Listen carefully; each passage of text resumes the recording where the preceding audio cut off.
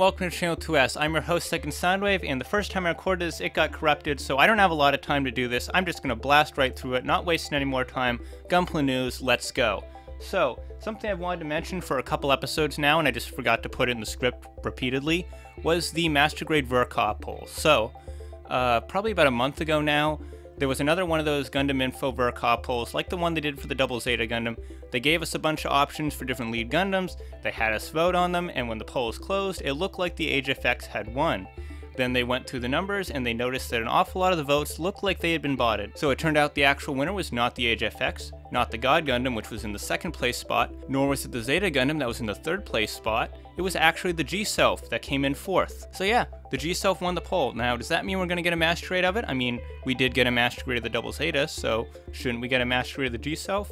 Well, maybe. The thing is, these aren't the only two polls we've gotten on Gundam Info. We also got a poll asking which character petite guy we wanted to see next.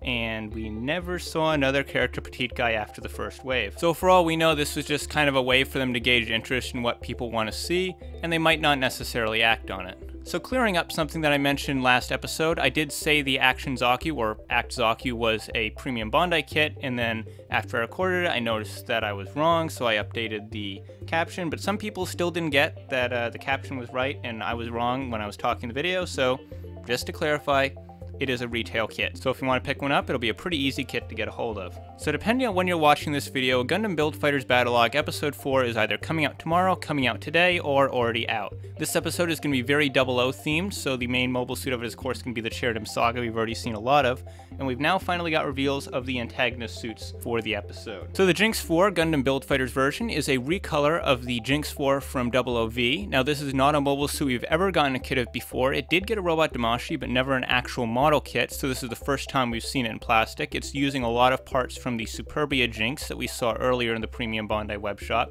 and like the Superbia Jinx, this is P Bandai. So no matter what, if you want something that's either a GNX4 or even looks like a GNX4, you gotta go through the premium shop. Kind of a dick move, Bandai. But that's not the only Jinx we're gonna be getting, because alongside the Jinx 4 is the Jinx Striker. Now the Jinx Striker is a much more kind of original design. There's a lot of extra armor on it, but if you look closely at the wings, if you look at the head without the extra helmet on, you can see this is actually very loosely based off of the Advanced Jinx.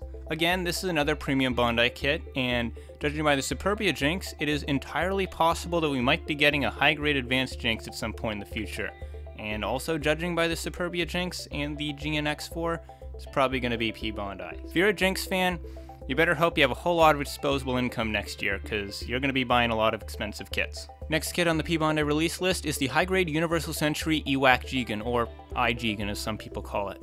This is a Jegan that's optimized for reconnaissance, and as a result it's got a whole lot of sensors and stuff around the head, so there's this big bulbous thing coming out of it, kind of looks like the Hyakuri. It's got some extra sensor stuff on the arms as well, and surprisingly it actually has a lot of weapon. There's also going to be a special promotion running, where if you buy this or any of the other Jegans directly from the premium Bandai web shop between November 1st and January 10th, you will get a special exclusive decal sheet of extra markings for your Jegans. One premium Bandai kit that I really wasn't expecting to see was the Master Grade Wing Zero Custom Extra Finish version with Dreisberg.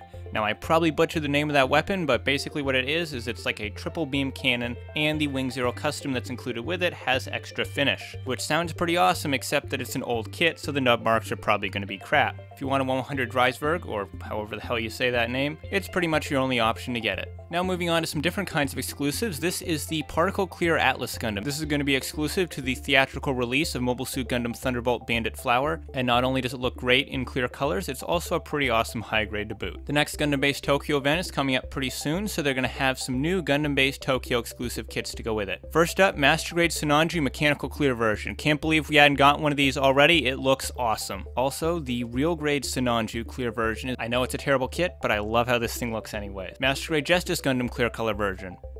Enough said. High-grade Freedom Gundam Revive Clear Color. This will also include a clear version of the Gundam-based stand that was included with the RX-78 Revive and Gundam Barbatos Gloss Injection version, so it looks like they're getting pretty good mileage out of that mold. And finally, the Master Grade Full Armor Gundam Birkhoff Half Clear version. It's a half clear Full Armor Gundam. There you go. Here is a petite guy that is in a metallic red coloring that's meant to emulate Charez Novel's Red Comet colors. This is a Gunpla Expo kit, and I was going to mention this last week, but like with the G-Self Birkhoff, forgot to put it in the script. So now let's move on to some official images of some kits we're going to be getting later this month. So here's a better picture of the high grade build custom 24th century weapon sets box art. Here's the box art for the high grade The Origin Zaku half cannon. I really do like the composition on this box. I like how they show it from the front and the back to kind of accentuate that you get different option parts for it. I think that's a pretty clever way to lay out the front of the box. There's some more pictures of it here too as well. I'm not sure how many of them I'm going to show you. I'm just going to talk for a little bit while the pictures are probably shooting at you left and right, and that's enough of that. Let's talk about Caecilia's Forces Zaku 1. It's a black Zaku 1. Here's the box art. Here's a bunch of pictures. You see these pictures? You see this Zaku 1? It's a black Zaku 1 with a little bump on its head. Do you like black Zaku 1s? Do you like Zaku 1s? Do you like head bumps? You're probably going to like this kit. And here is the Musha Gundam Mark III. This looks like it's just kind of the basic internal mecha of the Mark III Daishogun. So if you don't want to get the big expensive kit, you can just get this one. It does have my favorite gimmick on action figures or model kits of any kind, and that is the sword that's stored inside of the shield. When you have a shield and you have a sword that can be drawn out of that shield, you've sold me instantly. Here is the Setsuna Petite guy, and as you can see, the box art of it is actually kind of designed to emulate the box art of the high grade Exia. Pretty clever little homage. Gonna toss up a picture of the Master Grade GM Commander type right here because last week I don't think I showed you the backpack, and since the backpack is one of the only new things on this kit, I figured you guys would want to see it. Finally, here's just a whole bunch of pictures of Johnny Raiden Zaku 2. This is the new real grade kit that's coming out. Now, it's not really a new kit. It's using the Zaku 2 mold, which is from like 2010, 2011. So if you get this kit, just know that you're not getting really a proper full 2017 kit. But as long as you're aware of all that, it's a pretty good way to get some more Johnny Raiden in your life. And finally, here is a couple pictures of the Sheridan Saga version Gundam build fighters from the front and from the back.